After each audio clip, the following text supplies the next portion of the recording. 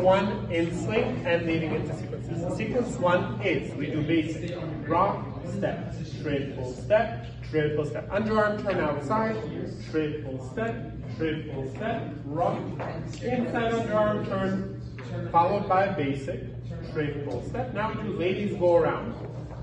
Triple step, again, triple step, basic step, triple step.